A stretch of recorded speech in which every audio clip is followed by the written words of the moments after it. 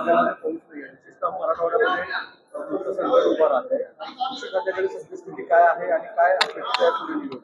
आपल्याला आपल्या एकूण राज्यामध्ये पाऊस हा सुरू आहे. काही ठिकाणी चांगला पाऊस झालेला आहे, काही ठिकाणी बऱ्यापैकी पाऊस झालेला आहे.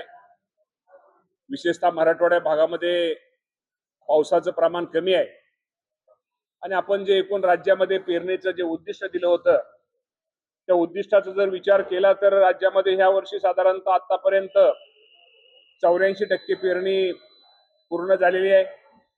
अजूनही काही ठिकाणी वापसा नसल्यामुळे पेरणी ही होणार आहे. तर आपण उद्दिष्ट 100% पेरणी साधारणतः एक 8-10 दिवसामध्ये पेरणी होईल असा अंदाज आहे.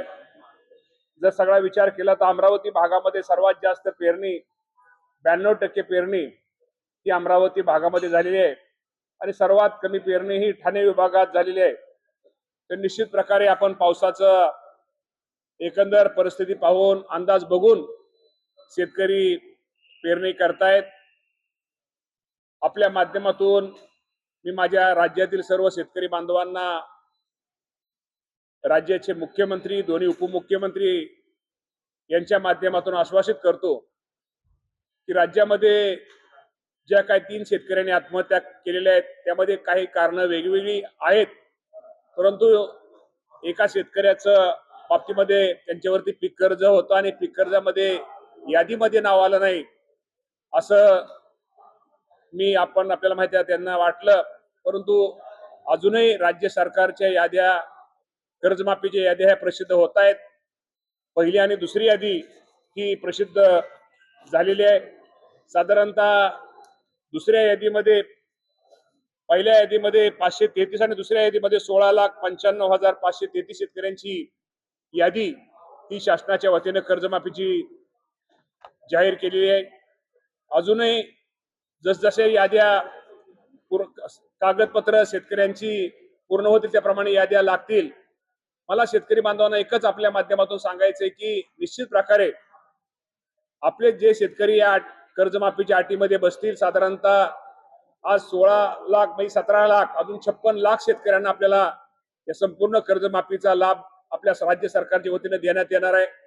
त्यामुळे जरी यादीत जरी नाव नसलं तरी उद्या कमी जास्त कागदपत्र पूर्ण केल्यानंतर आपल्या यादीत नक्की ज्या अटीत बसणाऱ्या शेतकऱ्यांचं नाव येईल आणि आल्यानंतर निश्चित प्रकारे आपल्याला या राज्याच्या ज्या अहिल्यादेवी होळकरांच्या नावाने ही जी कर्जमाफी आहे याचा लाभ माझ्या राज्यातील सर्व शेतकऱ्यांना होईल. त्यामुळे कुणीही जरी एखाद्या दिवस यादीत नाव असलं नसलं तरी नाव निश्चित प्रकारे आपलं अटीत बसल्यानंतर येणार आहे. त्यामुळे निश्चित प्रकारे काळजी करू नका. आपण नाव यादीची वाट पहा. याद्या जसजशा याद्या अद्ययावत होतील, जसं याद्यात पूर्तता होतील त्याप्रमाणे याद्या प्रसिद्ध होतील आणि माझ्या या राज्यातील 56 लाखापेक्षा जास्त शेतकऱ्यांना या कर्जमाफीचा फायदा लाभ मिळणार आहे आणि साधारणतः 40,000 कोटी रक्कम एवढी रक्कम यासाठी राज्य शासनाच्या वतीनं दिली जाणार आहे. 2 लाखापर्यंत कर्जमाफी असली तरी काही ठिकाणी अशा तक्रारी दिसून येतात खाली स्थानिक पातळीवर. त्याचं 1.5 लाख कर्ज आहे. त्याला फक्त 50,000ची मुभा दिली जाते आणि 1 लाखाचं कर्ज तसंच ठेवलं जातं. तर मुळात हा निकष कशा स्वरूपात? नाही असा हा निकष नाही. 2 लाखापर्यंत जर थकबाकी असली तर थकबाकी 2 लाखाच्या आतली संपूर्ण थकबाकीची रक्कम त्या बाबतीमध्ये ती माफ केली जाणार आहे. या बाबतीमध्ये काय तक्रारी वगैरे असल्या तर ठीक आहे. तक्रारी असतील काही चुका असतील त्या तक्रारी ऐकून चुका त्या लक्षात घेऊन या बाबतीमध्ये दुरुस्त करून 2 लाखाच्या आतल्या जे थकबाकीदार शेतकरी त्यांना निश्चित प्रकारे त्या कर्जमाफीचा लाभ दिला जाणार आहे.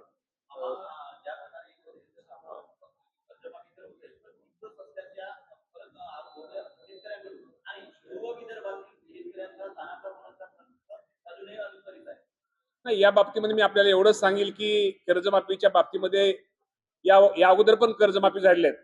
पण पूर्वीच्या निकषापेक्षा उलटा ह्या वर्षीची जी कर्जमाफी शेतकऱ्यांच्या दृष्टिकोनातून अत्यंत सुटसुटीत आहे आणि या बाबतीमध्ये निश्चित प्रकारे शेतकऱ्यांनी थोडं थांबावं, वाट पाहावी.